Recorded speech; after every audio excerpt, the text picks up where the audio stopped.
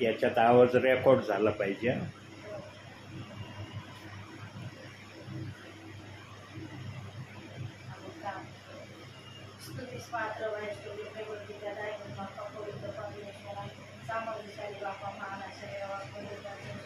या सगळ्याला बाप्पा सर्वांना कुठल्या पद्धती योजना नसताना एकत्र केले बाप्पा.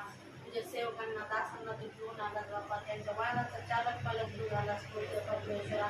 त्यांच्या रक्षणास्तव बाप्पा तुझे विवेक तैनात केले बाप्पा. आणि खरोखर सर्व येण्याचे मार्ग तू मोकळे केले. तुला धन्यवाद आणि गौरव.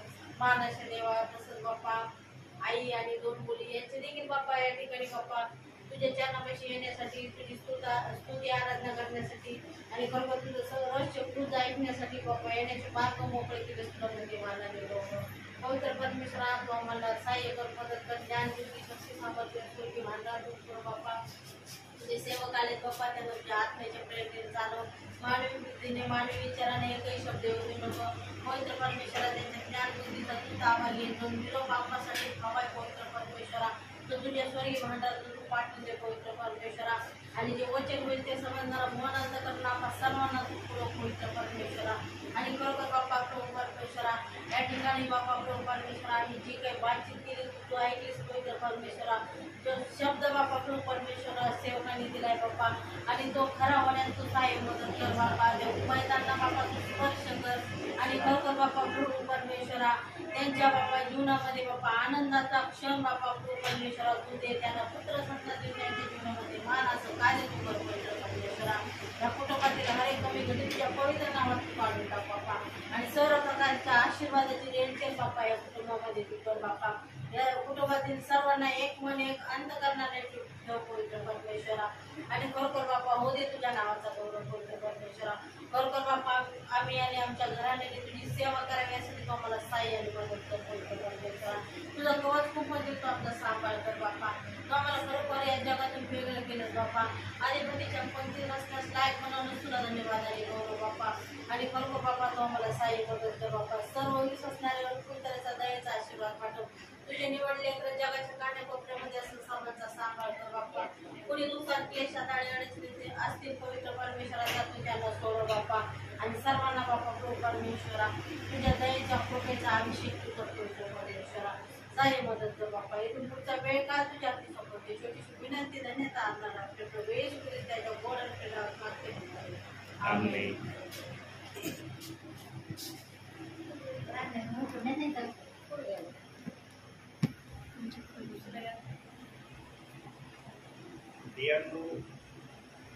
अंतिम समय देखील प्रभू आपल्या लोकांच्या गाठीची टीका काय कारण. आता येण्याची घटका कोणत्याही क्षणाला प्रभू आम्हाला दिसणार आहे. अशा समयात आम्ही आलो तरी देव बाप्पाचा आत्मा आजही आपल्या लोकांच्या गाठी भेटी घेतो का. काय कारण. देवाच्या आत्म्याजवळ प्रत्येक गोष्टीचं कारण आहे. कारण नसतं तर देवाने केलंच नसतं. कारण जो प्रारंभापासून देवाच्या विरोधात चालतोय, देवाच्या आज्ञा भंग करतोय, देवाला न पसंत करणाऱ्या गोष्टी करतोय, तो सैतान अंतिम समयात जास्त प्रभावीपणे आपल्या लोकांकडे रागाने उतरून येणार आहे. हे पवित्र आत्म्याला त्याच्या समयामध्ये दिसलं होतं. प्रियांनो, हे बायबल जेव्हा घडवीत होतं ना पवित्र आत्मा, तेव्हा पवित्र आत्म्याला सगळे चित्र दिसत होते. कोणतं चित्र असं नव्हतं जे पवित्र आत्म्याला दिसलं नाही. आणि जे चित्र पवित्र आत्म्याने त्या समयात ओपन करून पाहिलं नाही, जे चित्र पवित्र आत्म्याने त्या समयात पाहिले ते या समयात पूर्ण होत आहे. आणि या समयात सैतान अतिशय अनुतप्त होणार आहे हे पवित्र आत्म्याला त्याच्या समयात दिसलं होतं. म्हणून बायबलमध्ये तसा शब्द सैतानासाठी ठेवण्यात आलेला आहे. पवित्र आत्मा जे शब्द बोलतो ते बायबलच्या वाचनाने पूर्ण करतो. बघूया आपण ते वचन. फक्त शास्त्र भाग थोडा लवकर काढायचा. प्रकटीकरण 12 वचन.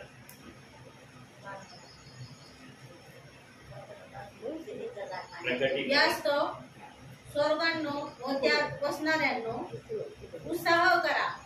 पृथ्वी व समुद्र यावर अनर्थ ओढवला आहे, कारण आपला काळ थोडा आहे असे समजून अतिशय संतप्त झालेला सैतान उतरून तुम्हाकडे गेला आहे.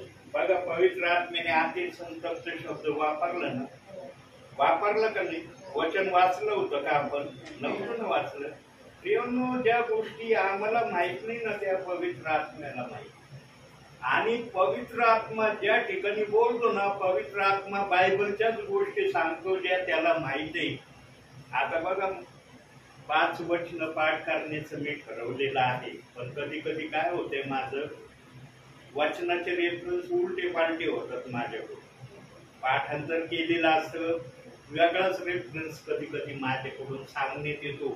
म्हणून मेडिटेशन साठी मी हे केले. आज काही संदेश नाही, 5 वचन मागच्या वेळेला सांगितलं होतं ना मी पाठ करण्याचं ठरवलं.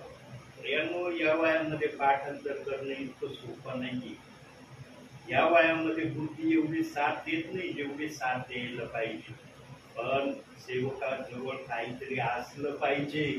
सेवक रिकामा नाही पाहिजे.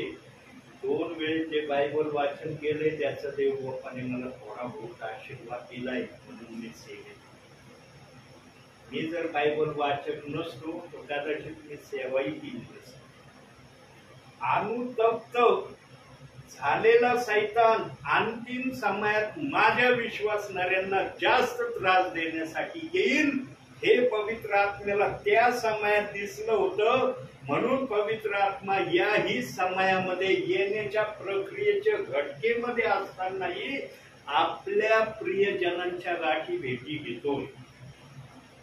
किती दूरून आलोय मी केला का विचार? मला खूप दूर जायचंय. केला मी विचार? का नाही केला? कारण पवित्र आत्मा कधीच अशी प्रेरणा सेवकाला देत नाही.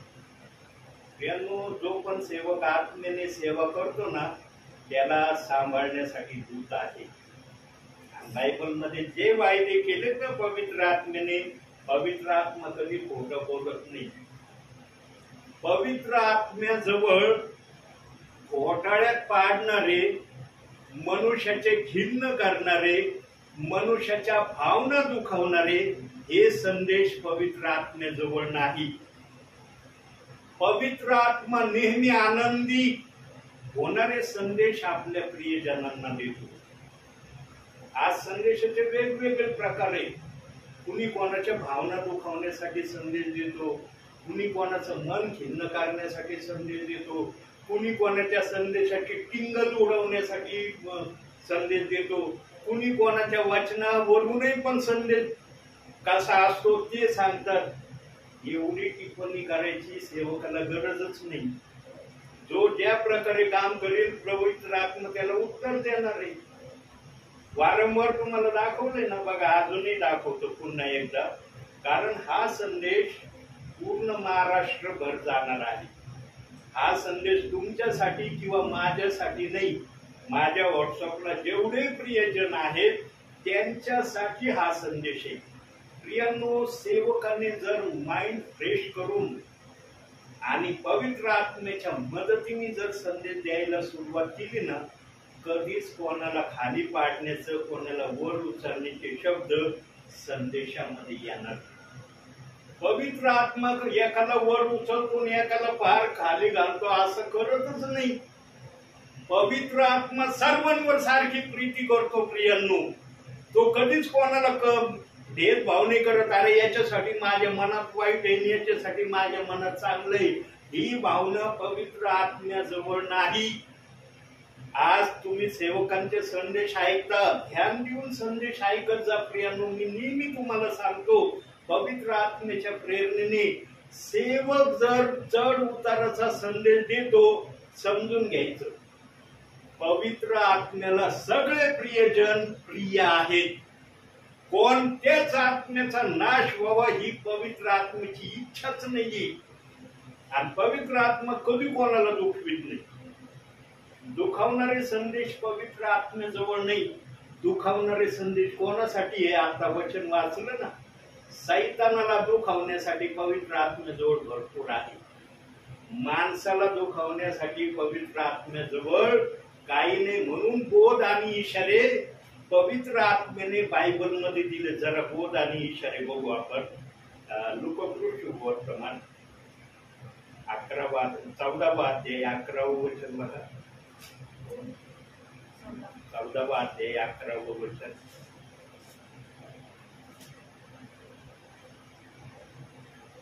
कारण जो कोणी आपणाला उंच करीतो तो नीच केला जाईल, व तो जो आपणाला नीच करीतो तो उंच केला जाईल.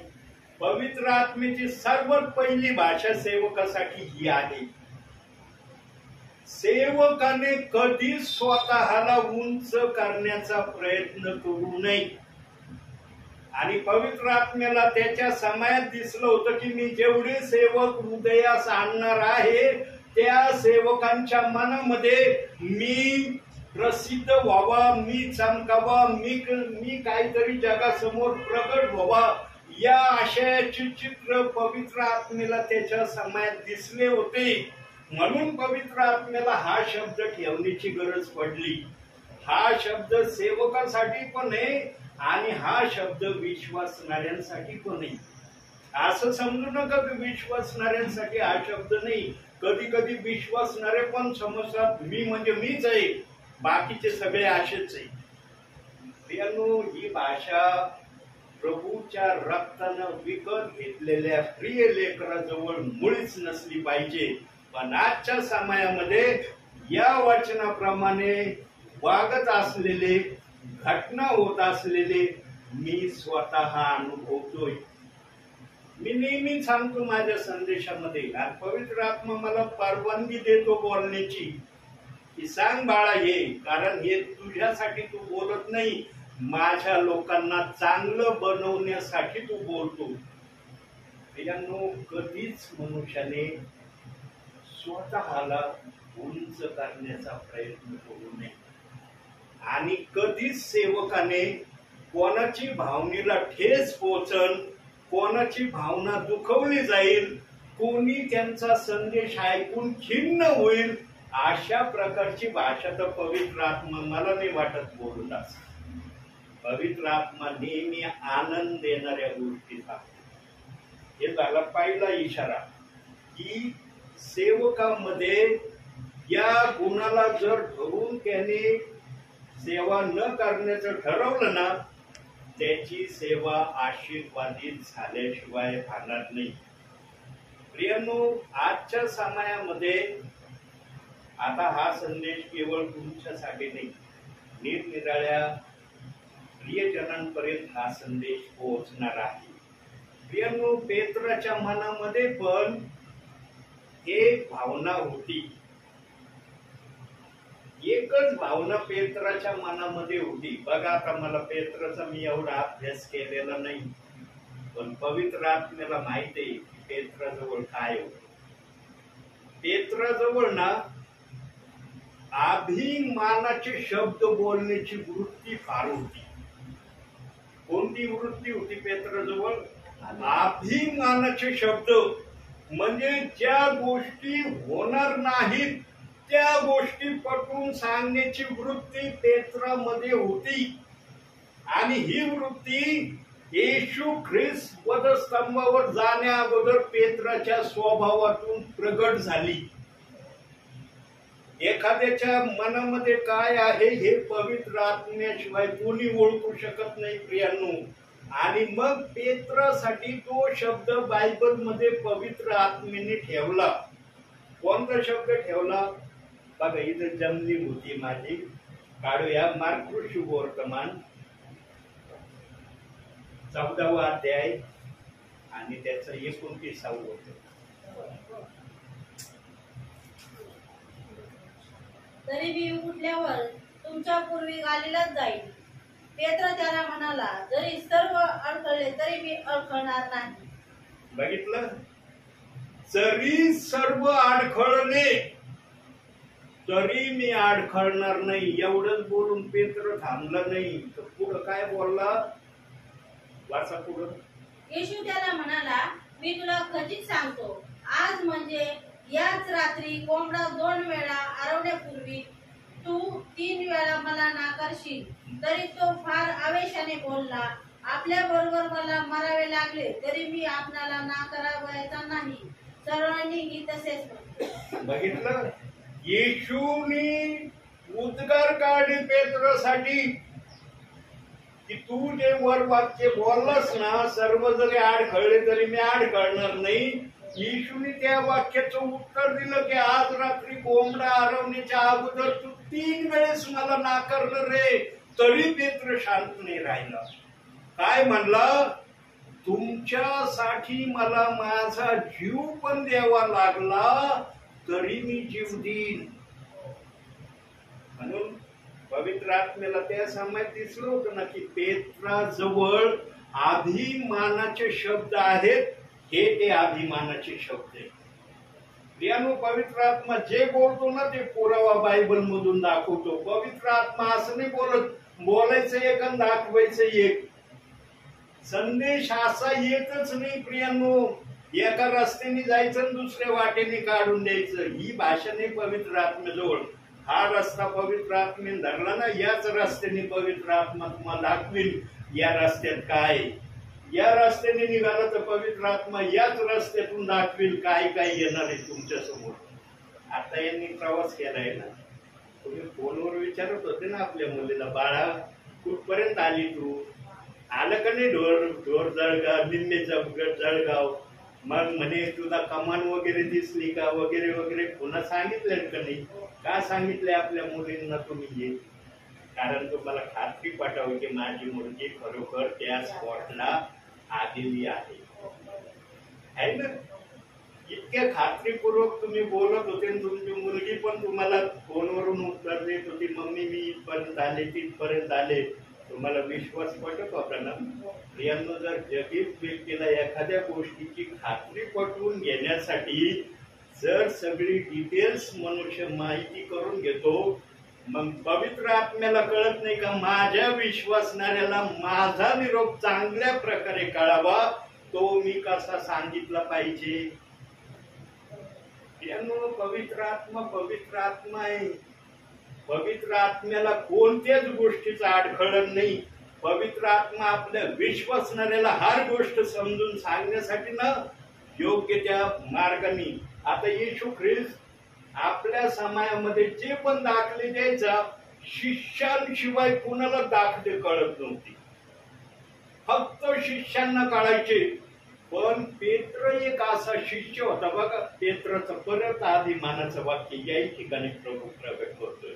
आता या ठिकाणी वेगळ्या स्वरूपाचं अभिमानाचं वाक्य पेत्र येशू ख्रिस्ताला बोलत आहे. आता ते कोणतं आहे वचनातून दाखवून अगोदर ऐकून घ्या.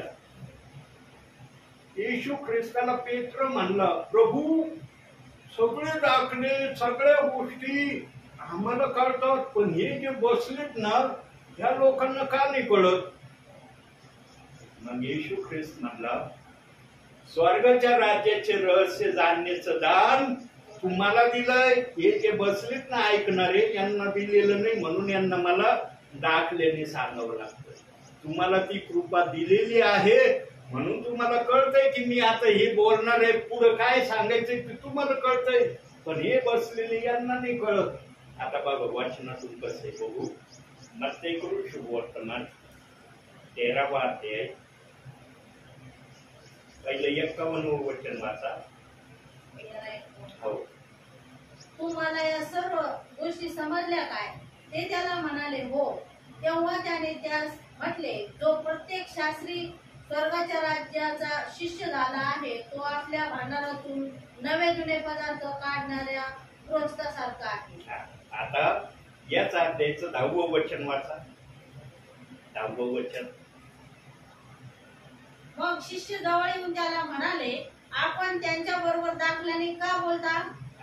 त्याने त्यास उत्तर दिले की स्वर्गाच्या राज्याचे रहस्य जाणण्याचे दान तुम्हास दिलेले आहे, परंतु त्यास दिलेले नाही. त्यास दिलेले नाही म्हणजे कोणाला दिलेलं नाही? जे ऐकणारे आहेत त्यांना नाही दिलं, तुम्हाला दिलंय म्हणून तुम्हाला हे कळतंय. तुम्हाला दाखला जरी नाही सांगितलं तरी तुम्हाला कळतंय की मला काय बोलायचंय, पण हे जे ऐकणार आहेत यांना दाखला सांगितल्यावर कळणार नाही. तुम्हाला पुढून सांगावं लागेल की या दाखल्याचा अर्थ काय आहे.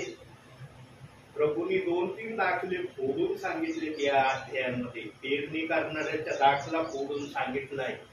बी कशा कशा प्रकारे शेतकरी घेऊन चालत असताना कसं बी पडलं, रस्त्यावर कसं पडलं, खडकाळीवर कसं पडलं, काटेरी झोपात कसं पडलं, चांगल्या जमिनीत कसं पडलं, आणि मग त्याचा अर्थ प्रभूंनी आपल्या विश्वासणाऱ्यांना समजावून सांगितलेला आहे. जेव्हा शेतकरी बी घेऊन चालला होता, जिथं जिथं बी पडलं याचा सगळा अर्थ शिष्यांना कळला, पण जे ऐकणारे आहे त्यांना कळला नाही. म्हणून जे ऐकणारे होते ते म्हणे, प्रभू आम्हाला हा दाखला ओढून सांगा, आम्हाला हा कळला नाही. वाटेवर पडलेलं बी पाखरू आलं आणि त्यांनी ते बी घेऊन गेला. काय अर्थ आहे? कोणतं पाखरू आलं? पाखरू म्हणजे कोण आहे? मग प्रभूंनी सांगितलं, एखादा विश्वासणारा वचन ऐकतो, ताबडतोब विश्वास ठेवतो, आपल्या मनाला प्रसन्नता मिळावी म्हणून त्या वचनाला ग्रहण करतो, पण सैतान येतो आणि त्याच्या हृदयातून ते वचन काढून नेतो. हे ते आहे वाटेवर पडलेलं बी. जेव्हा प्रभूंनी फोडून सांगितलं तेव्हा ऐकणाऱ्यांना कळलं, पण शिष्यांना असं फोडून सांगायची गरज पडली नाही प्रभूला. म्हणून 51व्या वचनात प्रभू स्वतः त्यांना म्हणतो की स्वर्गाचं सर्व जाणण्याचं मी तुम्हाला कृपा पुरवली, यांना पुरवलेली नाही.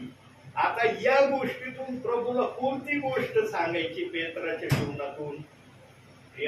पेत्रामध्ये फक्त एक मिस्टेक होती, अभिमानाची. आणि ही अभिमानाची मिस्टेक आजच्या समयामध्ये काही विश्वासणाऱ्यांमध्ये, काही सेवकांमध्ये पवित्र आत्म्याला दिसत आहे. पवित्र आत्म्याची पण गोष्ट दाखवतो ना, त्याच्या माग आजच्या समयामध्ये काहीतरी कारण आहे म्हणून प्रभू दाखवतो. आता बघा, माझं नुसतं वचन इकडं वचन वेगळं आहे, परंतु पवित्र आत्मा वेगळ्या प्रकारे मला सांगतो. मी पाठ केलेले वचन तेवढे डिटेल मध्ये पवित्र आत्मा मला देत नाही जेवढे मला द्यायची मी इच्छा धरली. कारण सेवकाला पण वाटतं माझ्याजवळ पण काहीतरी असावं, पण काय आडात पावरा टाकून काढायचं सेवकाच्या हृदयातून हे फक्त पवित्र आत्म्याला कळतं. म्हणून संदेश हा मनुष्याच्या इच्छेने आलेला नाही, हे पवित्र आत्म्याने सांगितलेले. पवित्र आत्मा आपली भाषा बोलण्यासाठी सेवकाला उपयोगात आणतो. सेवकाने पवित्र आत्म्याला आपली भाषा समजवण्यासाठी उपयोगात कधीच आणू नये. आजले जमलिंग चालली, काही जण पवित्र आत्म्याला आपल्या इच्छेने चालवायचा प्रयत्न करतात. अहो, तो पवित्र आत्मा आहे, तुमच्या इच्छेने कसं काय चालल? तो जर तुमच्या इच्छेने चालणारा असतं तर मग त्याला पवित्र आत्म्याने लिहायची काय गरज होती? का काय गरज नव्हती गरज. पवित्र आत्मा आपल्या दासाला आपल्या इच्छेने चालवतो आणि वचनातून बोध आणि इशारे देतो. ज्या पण घटना बोलतो विचारातून, त्या बायबलमध्ये शब्दशः तशाच दाखवतो जसं विचारातून बोललेला आहे. आणि पेत्राला त्याच्या समयामध्ये पवित्र आत्म्याला दिसलं होतं की पेत्रामध्ये अभिमानाचा स्वभाव आहे. आणि हा अभिमानाचा स्वभाव त्याचा केव्हा गेला सांगता येईल तुम्हाला? जेव्हा प्रभू म्हणलं ना, आज रात्री कोंबडा हरवण्याच्या अगोदर 3 वेळेस मला तू नाकारशील वेगवेगळ्या प्रकारे. आणि तशा घटना जेव्हा पेत्राने केल्या तेव्हा पेत्राला कळलं की प्रभू जे शब्द बोलला खरे बोलला. मी तर लय बडायाने बोलत होतो, तुझ्यासाठी मला आपला जीव द्यावा लागला तरी मी देईल. अरे मी तर साधा हा प्रभू माझ्या संपर्कात आहे किंवा मी प्रभूच्या संपर्कात आहे हे लोकांना सांगायला इन्कार केला. ही गोष्ट जेव्हा त्याच्या लक्षात आली तेव्हा तो अंधारात गेला, रडला, गुडघ्यावर आला असेल, पश्चाताप केला असेल, तेव्हा प्रभू म्हणला तुला आता मी स्वीकारतो. आणि मग त्याच्या मधला तो अभिमानाचा स्वभाव प्रभूंनी काढून टाकला. आमच्यामध्ये जे पण प्रभूला न आवडणार आहे ना, पश्चाताप केल्याशिवाय जाऊ शकत नाही. मग ते काही असो आमच्यामध्ये. सेवकाने तर नेहमी या गोष्टीचं ध्यान ठेवलं पाहिजे, माझ्यामध्ये काय आहे. कारण सेवकाला लोकांना फॉलो करायचं आहे, लोकांना शिकवायचं आहे, लोकांना प्रभू सारखं बनवायचं आहे. आज प्रभू सारखं बनवणं किती सेवक करत आहे. आज चर्च मध्ये किती जण प्रभू सारखे बनावे विश्वासणारे या अनुषंगाचे संदेश तुम्ही ऐकता. आज बघ संदेशाच्या परीत कुणाला ना कुणाला टोचणी देणारा शब्द बोलतो सेवक. राहतच नाही बोलल्याशिवाय. पवित्र आत्मा किती त्याला म्हणलं नको बोलू, हा शब्द नको बोलू, पण मनात राग असला ना लगेच सुरू. ही भावना नसली पाहिजे. आणि हे बघा सेवकाला पण प्रभू संधी देतो. पहिल्या संदेशात पवित्र आत्मा राग मानून त्याच्यातून निघून जात नाही, पण सेवक वारंवार वारंवार वारंवार त्याच चुका जर करत राहिलं ना, मग पवित्र आत्मा म्हणतो आता याच्यामध्ये सुधारण्याची वृत्ती नाही. मग जरासा पवित्र आत्मा त्याच्यातून हटला ना, मग सेवकाला ताबडतोब खूनगाठ कळती. पेत्राला खूनगाठ का केव्हा कळली? जेव्हा पेत्र म्हणलं ना मी अभिमानाने मरावं लागन, मारायला तयार आहे, पण जेव्हा स्वीकारायची वेळ आली तिथं पेत्र नाकारत राहिला. 3 वेळेस जेव्हा बाई बोलली त्या बाईला तर म्हणलं तू काय बोलतेस मला समजत नाही, मी तर ओळखत नाही ते येशूला कोण आहे. आणि मग येशूने जेव्हा पेत्राकडे पाहिलं कोंबडा हरवला. आणि मग पेत्राला कळलं अरे प्रभू बोलला होता तसंच झालं. प्रियांनो, मनुष्याने नेहमी प्रभूच्या माग राहिलं पाहिजे. प्रभूच्या पुढे जो जाईल ना तो अडथळा जाईल. उगाच प्रभूने नाव घेतलं का मी मेंढपाळ आहे, तुम्ही मेंढरा आहात. मेंढराने नेहमी मेंढपाळाच्या माग राहावा, मेंढपाळाला माग नाही करावा. तू या आमच्या माग, आम्ही चलतो पुढं. आजच्या सिच्युएशनला असं चाललंय.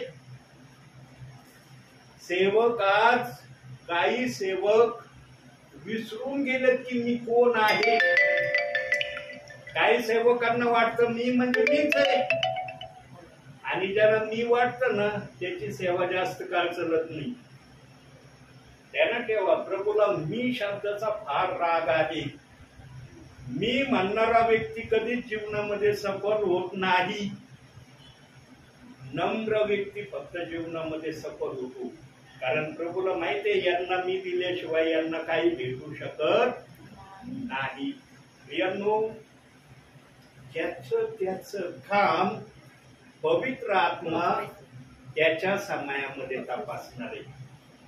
ज्या पण ब्रदराने, सिस्टराने, सेवकाने एक जरी संदेश आपल्या भावी जीवनामध्ये दिलेला असेल, एक संदेशाची भाषा तुम्ही ऐकतात, 1000 संदेशाची भाषा नाही पवित्र आत्मा बोलून राहिला. एक संदेश जर दिलेला असला ना विश्वासणाऱ्याला, मग ते दोघांना दिलेला असो या हजारांना दिलेला असो, त्याचं काम अग्नी समोर ठेवलं जाणार आहे. आणि अग्नी त्या कामाची परीक्षा करणार आहे, हे काम योग्य होतं का अयोग्य होतं. जर एक संदेश देणाऱ्याची अशी पवित्र आत्मा कसोटी घेणार, तर ज्यांनी अनेक संदेश दिले त्यांची अग्नी कशी तपासणी करील. इतकं सोपं नाहीये प्रियांनो. आजच्याला त्याला वाटतं मी सेवक बनावा, अरे लय आदर सन्मान मिळतो, लय पाहुणचार होतो, लय असं होतं म्हणून काही जण सेवक होऊ राहिले. मान्यता वरून पाहिजे सेवकाला. अभिषेक पाहिला वरून असला पाहिजे तर त्याला खाली सेवा करता येईल. त्याला वरून अभिषेक नाही ना, तो काहीच करू शकत नाही.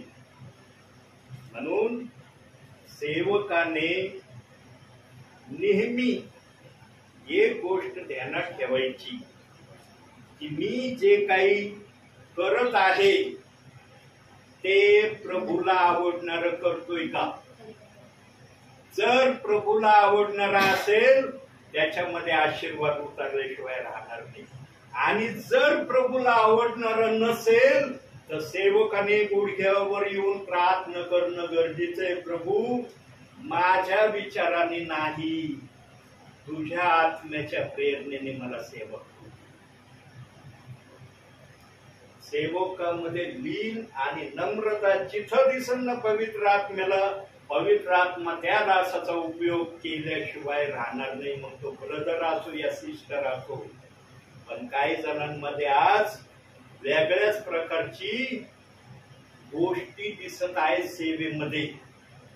काही जणांना प्रसिद्धीसाठी सेवा करायचंय, काही जणांना प्रभूच्या नावाखाली काहीतरी ऐशो आराम धनसंपत्ती प्राप्त करायची, काही जणांना मला गावोगावी सेवेमुळे जायला भेटतो यासाठी सेवक बनायचंय.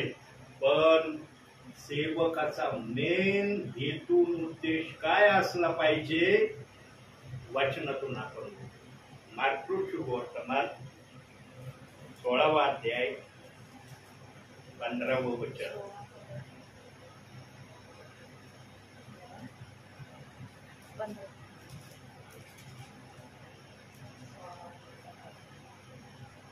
त्याने त्या सांगितले की सर्व जगात जाऊन संपूर्ण सृष्टीला सुवार्तेची घोषणा करा.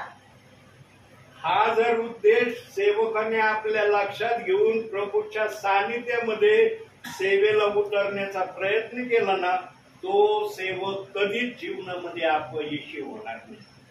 आणि त्याच्याकडून पवित्र आत्म्याच्या प्रेरणेने सेवा झाल्याशिवाय राहणार नाही.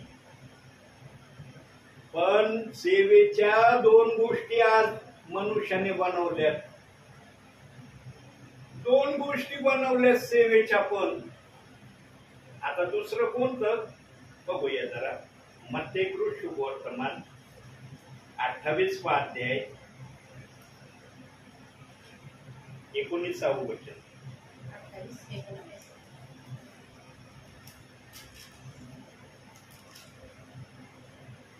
यास्तव तुम्ही जाऊन सर्व राष्ट्रातील लोकांस शिष्य करा, त्यास पित्याच्या, पुत्राच्या व पवित्र आत्म्याच्या नामाने बाप्तिस्मा द्या. बस ही एक सुवार्ता आहे.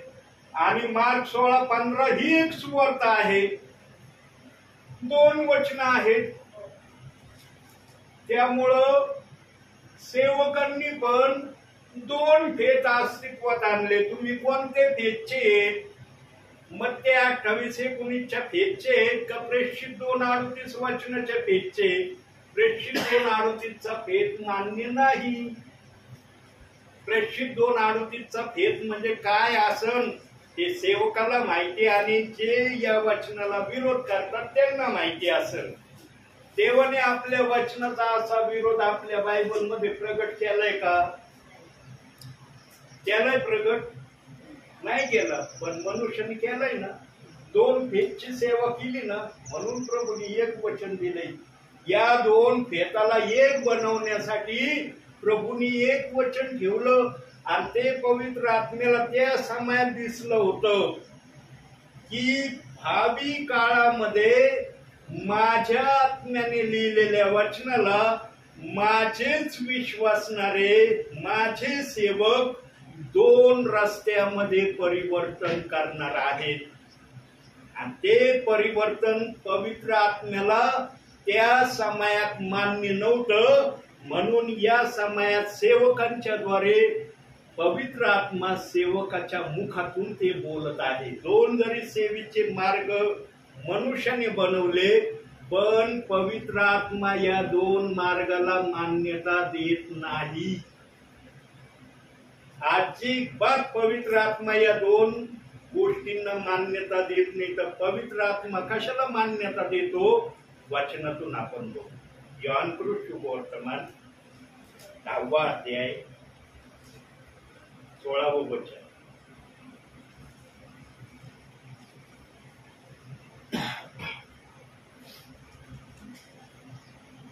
या मेंढवाड्यातही 90 अशी माझी दुसरी मेंढे आहेत, तीही मला आणली पाहिजे. ती माझी वाणी ऐकतील, मग एक कळप एक मेंढपाळ असे होईल. पवित्र आत्म्याला एक मेंढपाळ आणि एक कळप हवा आहे, पण याच्यामध्ये पण सेवकाने गडबडी निर्माण केली. सेवक इथं पण गडबडी करायला माग हटला नाही. आजच्या सेवकांना वाटतं प्रेषित 2:38 वचन मानणार रे, मत्ते 28-19 वचनात यावे म्हणजे एक कळप होईल.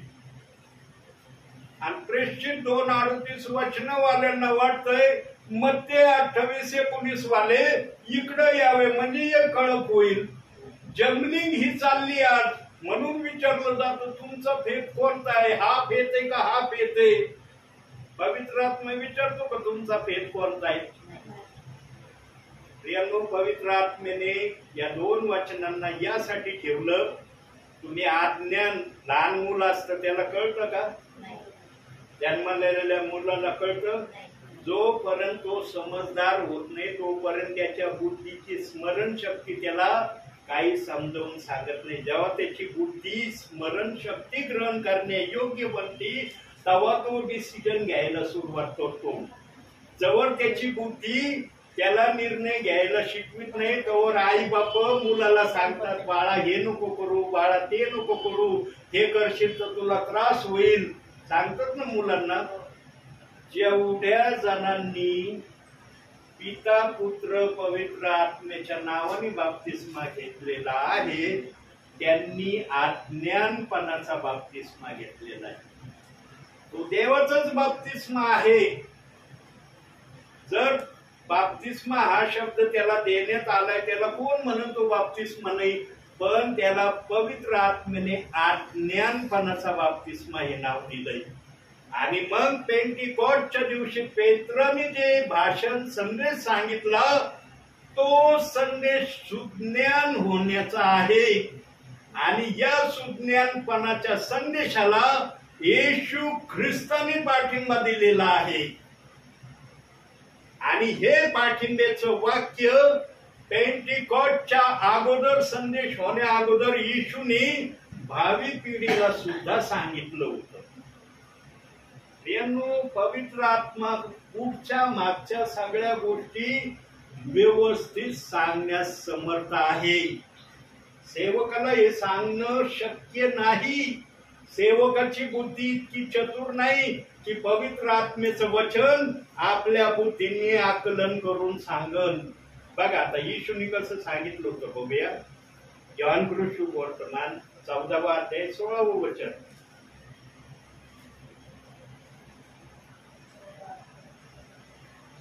मी पित्याला विनंती करीन, मग तो तुम्हाला दुसरा कैवारी म्हणजे सत्याचा आत्मा देईल, त्याने तुम्हाबरोबर सदा सर्वदा राहावे म्हणून.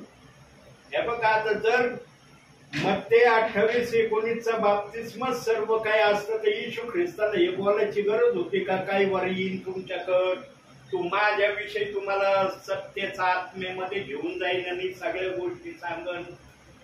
सगळ्या गोष्टी जर मत्ते 28-19 वचनात जर प्रगट होणार होत्या मग येशूला हे शब्द बोलायची गरज नव्हती. पण आजच्या सेवकांनी याही वचनाला एक नाव देऊन मोकळे झालेत. तुम्ही पिता पुत्र पवित्र आत्म्याच्या नावाने बाप्तिस्मा घेतला की हो काय वर तुमच्यात येईल. मग प्रेषित 2:38 वचनामध्ये कोण येणार आहे. सगळं जर मत्ते 28-19 मध्ये सेवक विश्वासणाऱ्याला सांगतोय म्हणून काही पाळत म्हणतात ते प्रेषित 2:38 वचन बघायचंच नाही, वाचायचंच नाही, त्याच्याकडे लक्ष द्यायचं नाही. मग देवाने ते बायबल मध्ये कशाला ठेवलंय. बायबलला भर मिळावी म्हणून ठेवलंय.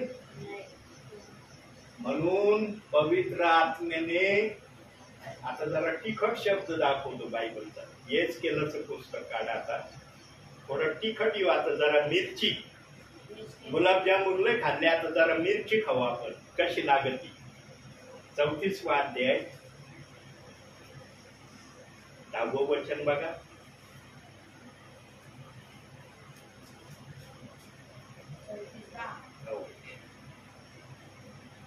प्रभू परमेश्वर म्हणतो, पहा मी मेंढपाळाच्या विरुद्ध आहे. बस थांबाई.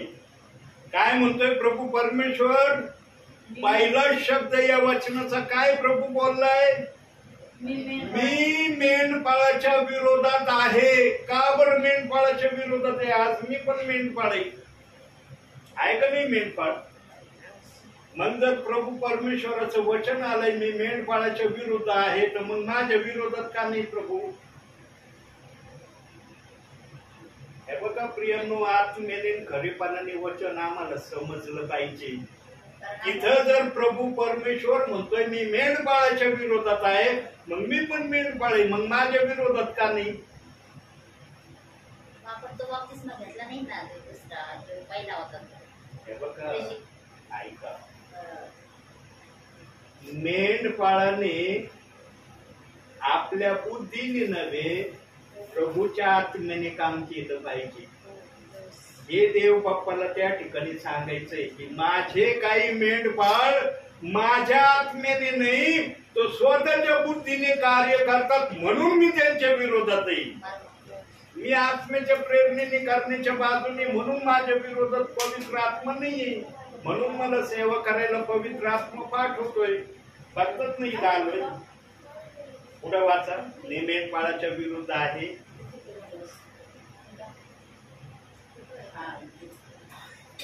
प्रभू परमेश्वर म्हणतो, पहा मी मेंढपाळाच्या विरुद्ध आहे, त्याच्यापासून मी आपल्या मेंढरांचा हिशोब मागेल. बस थांबा इथं. काय म्हणतोय दुसरं वाक्य प्रभू? आज जेवढे पण सेवक सेवा करत आहे, त्या प्रत्येक सेवकाला प्रभू विचारणार आहे मेंढराचा हिशोब. आज पाळताना ना आपल्या चर्च मधून एखादा विश्वासणारा एखादा परिवार गेला ना, काय वाटत नाही, जाऊ दे गेले ना, जाऊ द्या. त्यांना काळजी राहत नाही, गेले ना संपले. देव असा विचार नाही करत. प्रभूच्या काळपासून एक मेंढरू हरवलं होतं. प्रभू 99 सोडून एकाला ढूंढायला गेला होता ना. प्रभू म्हणलं का जाऊ दे, एक हरवलं, जाऊ दे तिकडेच भटकू दे त्याला. आता 99 आहेत ना माझ्याजवळ, यांनाच मी सांभाळतो. प्रभूने कोणाचा विचार केला?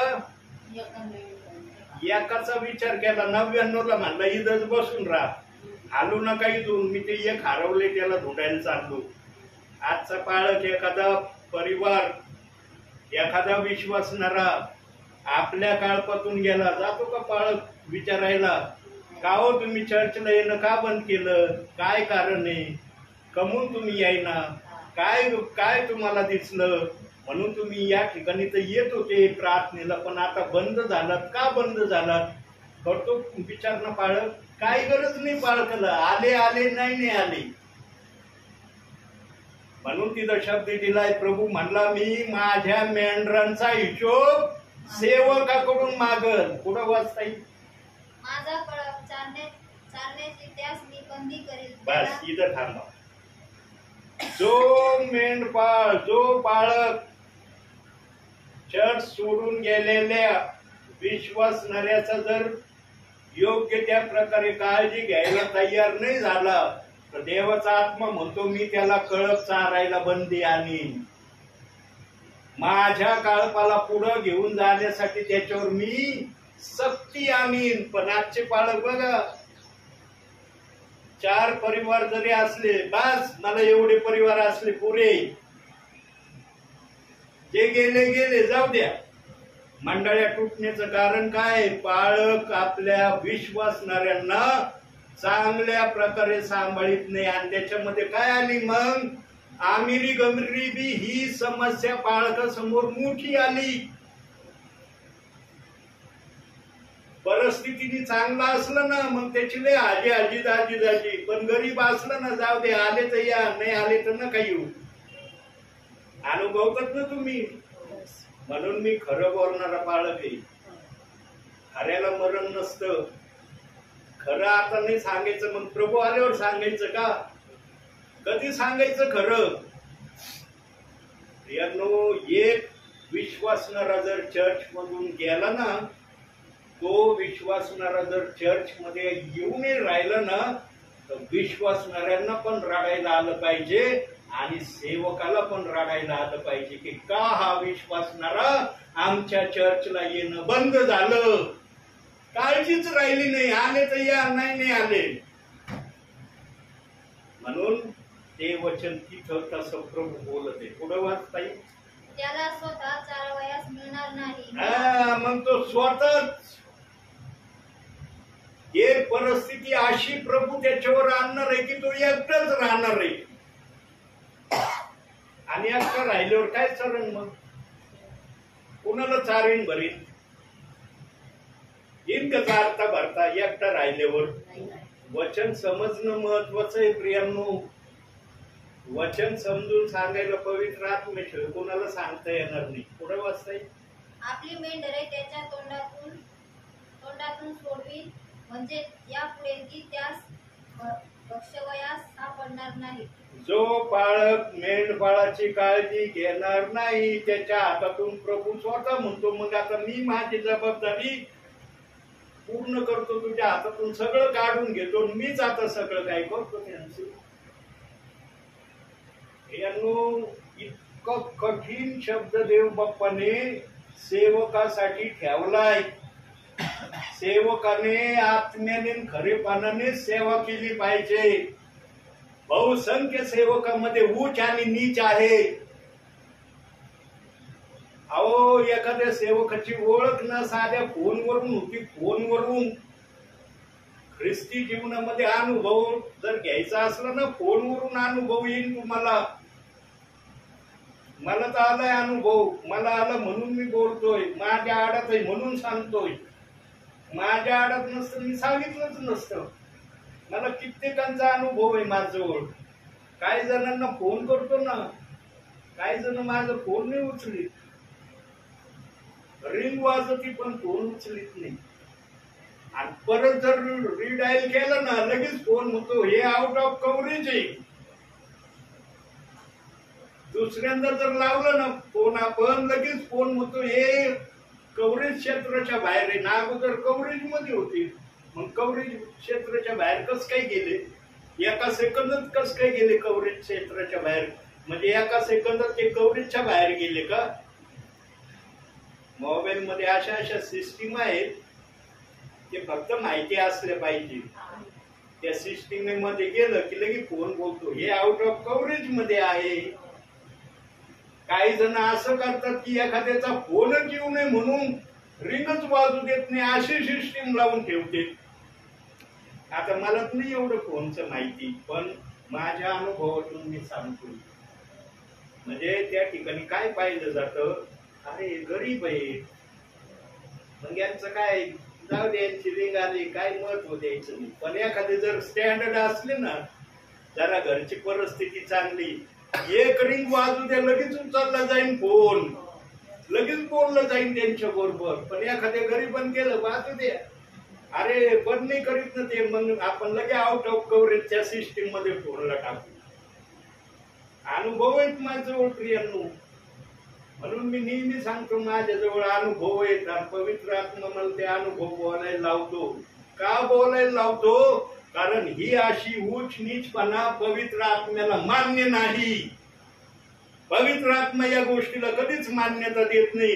अरे एका रक्ताचे, एका जीवाचे, एका आत्म्याचे, एका स्वर्गात जाणारे म्हणता मग वागणीमध्ये कमून अशा दुजावा तुमचा.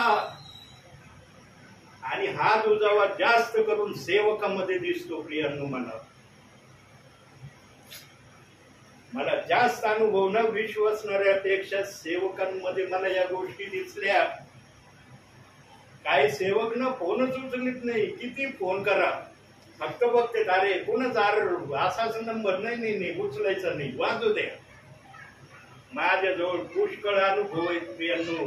म्हणून प्रत्येकाचं काम मागणी समोर ठेवलं जाईल. अरे तू फोन पासून कसा वागत होता? फक्त चर्च मध्ये आलं 1-2 घंट्यासाठी एकदम चांगले आहोत आम्ही हे दाखवून याला सेवक नाही म्हणत. भावी जीवनामध्ये तशी प्रक्रिया करून दाखवावं लागते, तेव्हा त्या सेवकाला प्रभू आशीर्वाद देणार आहे आणि अशा सेवकांच्या द्वारेच प्रभू आपलं कार्य आजच्या समयामध्ये करायला इच्छुक आहे. बघा, एक वचन सांगितलं. काही जण तर एक वचनाच्या खिलाफ आहेत, काही जणांना एक वचनाचा पण खूप राग आहे, एकच वचनातून बोलतात.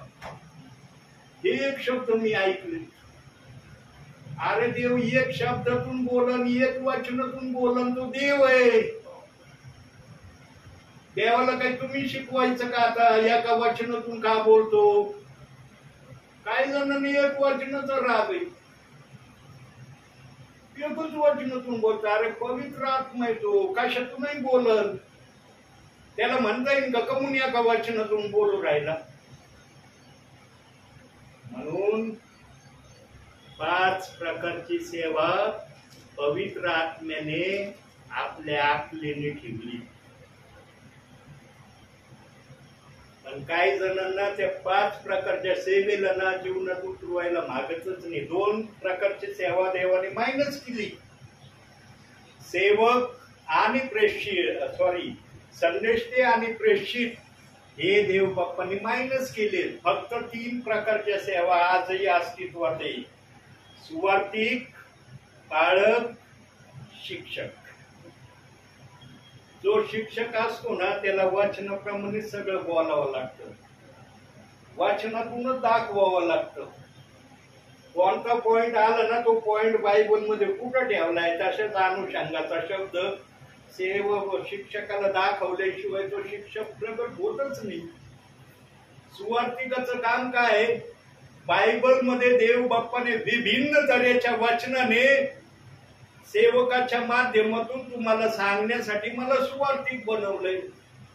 पालकाचं जबाबदारी काय? तुम्हाला चर्च मध्ये जे विश्वासणारे दिले आहेत त्यांना प्रभू येईपर्यंत सांभाळायचं आहे. एक विश्वासणारा त्याच्यातला हरवला नाही पाहिजे, आणि जर हरवला तर येशूने काय केलं ते त्या पालकाने केलं पाहिजे. करतेच का पाळक? कोणता पाळक करतोय? हा, एखादा जर आमिर असला ना, तो जर चर्चला यायचं बंद झाला ना, मग त्यांच्याकडे जात असतील. चला ना, कशाला बंद झाले तुम्ही? काय असेल नसेल ते आपण सॉल्व्ह करू, पण गरीबाकडे जात का कुणी?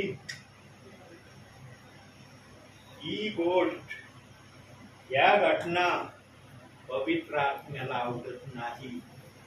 आजच्या सेवकामध्ये आमिरी गरिबीचा एक त्यांनी स्टाचा बनवलाय, एक मायना डोक्यात ठेवून ते सेवा करतात. म्हणून बघा, एखाद्या ठिकाणी गरीब असलं ना, तू इथं उभं राहा, पण एखादा भपकेदार कपडे, तुम्ही तिथं नका, इकडे या बसायला. केलंय ना बायबल मध्ये.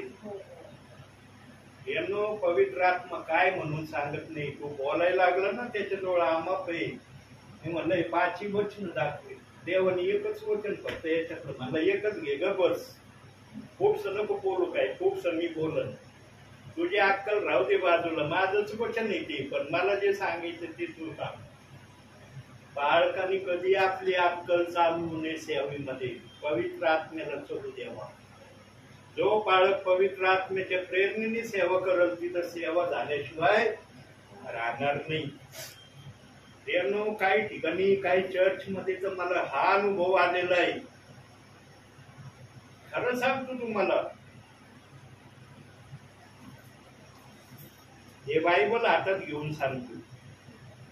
आता बायबल हातात असल्यावर खोटं बोलता येईल का? कार्ड नव्हतं, पण पवित्र आत्मा म्हणला काढ, बॅग इथून काढ, निदान बायबलचं बाहेर काढ. वाचायचं जर तुला कंटाळा आलाय ना, दुसऱ्यांकडून वाचून हातात तर घे बायबल. कमीत कमी एवढं तरी माझं मान सन्मान करतो. हे बायबल हातात घेऊन सांगतो. काही ठिकाणी ना मला चर्च मध्ये पवित्र आत्मा नसलेल्याचा अनुभव येतो. खोटं नाही बोलत नाही.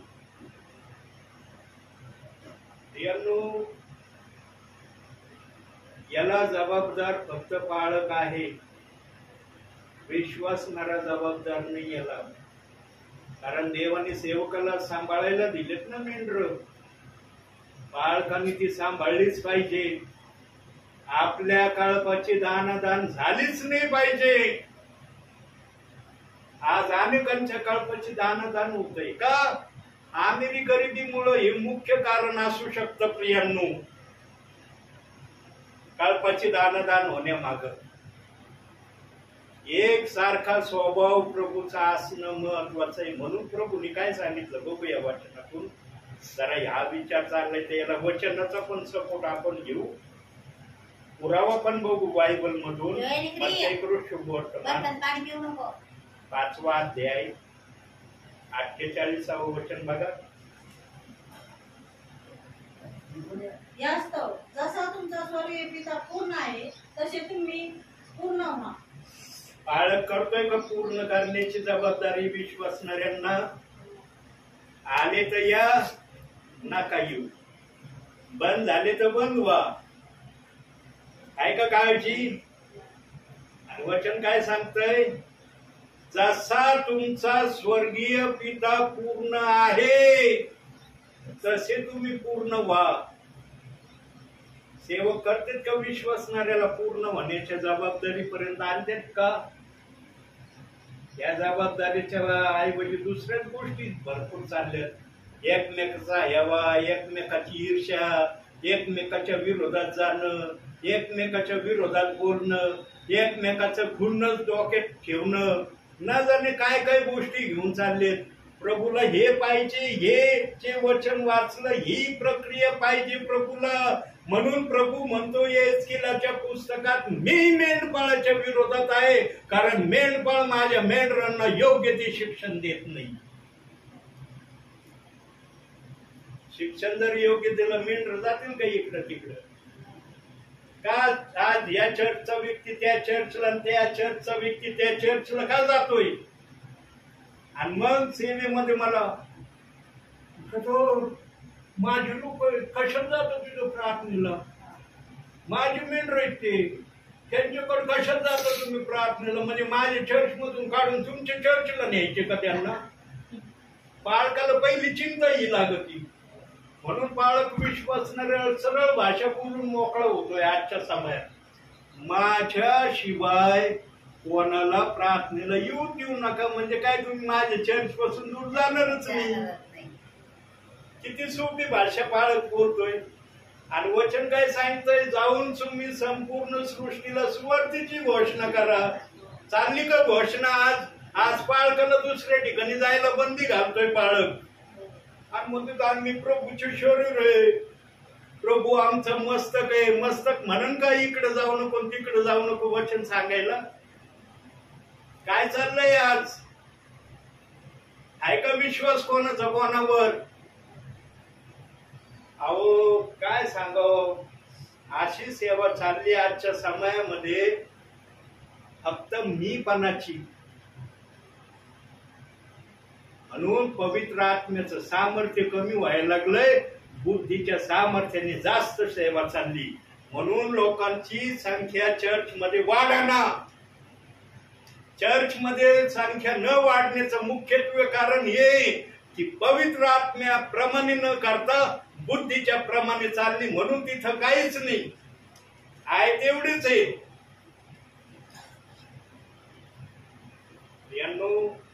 मला ही गोष्ट आहे ना, माझ्या संस्थेच्या सेवेमध्ये जास्त मला अनुभवायला आली. आणि मी बोलणारा व्यक्ती, मी पटकन बोलून मोकळा होतो. मी हृदयातनं ओझ कधी ठेवत नाही. मला हृदयात ओझ ठेवायला आवडतच नाही. मग ते कशाचा असू द्या, संसाराचा असू द्या, आत्मिक गोष्टीचा असू द्या. एकदा कॉन्फरन्स मध्ये, आमची दरवर्षी मोठी कॉन्फरन्स व्हायची. त्या कॉन्फरन्स मध्ये मला 3 दिवसाची आमची कॉन्फरन्स असायची. 3ऱ्या दिवशी मला लगेच सांगण्यात आलं, एलिएझर पगारे तुमची ट्रान्सफर करण्यात आलेली आहे. त्यावेळेस मात्र मी शांत बसलो. एवढ्या कॉन्फरन्स मध्ये हजारो पालक होते. एवढ्या पालकात एकटा उभा राहिला, असा हात केला. लगेच आमचे ते डायरेक्टर म्हणे, वो पास्टर का हात उठाय, उनको पुस्तक बोलना है, खड़ा करो. लगेच उभं राहिलो मी. म्हणलं सर मेरा ट्रान्सफर हो गेला आहे. त्यांनी काय उत्तर दिलं माहिती का मला? प्रभु आपको उधर इस्तेमाल करना चाहता है, मतलब मेरे को भी इस्तेमाल करना चाहता है कि बाकी को नहीं करना चाहता।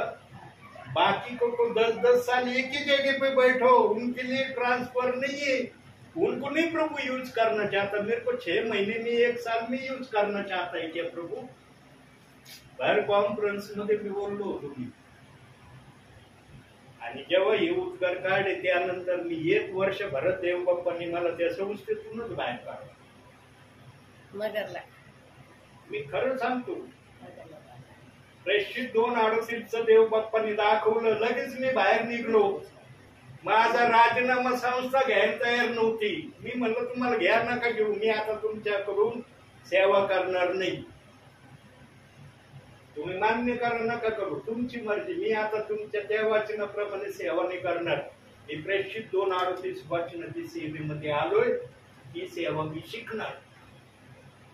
अरे मरण काय, तुमचा पगार नको, तुमची सेवा नको. मला मला प्रभूंनी दाखवलं ती सेवा मी करायला जाणार आता.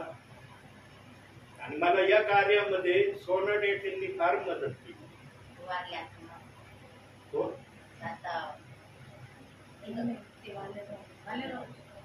बालेरावनी सोना डेटी हे पोखोडीला राहतात ना, त्या सेवकाने मला इतकं प्रेषित 2:38 वचन समजावून सांगितलं, इतकं समजावून सांगितलं. सेवेमध्ये फार अडचणी यायच्या मला.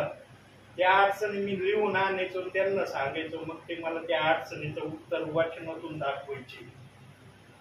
आज मला कोणी प्रश्न करत नाही सेवेमध्ये, कारण आता भरपूर स्ट्रॉंग झालोय मी. आता 19वे वर्ष चाललंय माझं. थोडं बहुत प्रभूने मला दिलंय ना माझ्या आडात, म्हणून आता कुणी काय विचारलं, पवित्र आत्मा लगेच म्हणतो बोलून दाखव. त्यांनी प्रश्न केला तू वचनातून बोल त्यांचे. आता तुम्ही प्रेषित 2:38 वचनाचे विश्वासणारे आहे ना,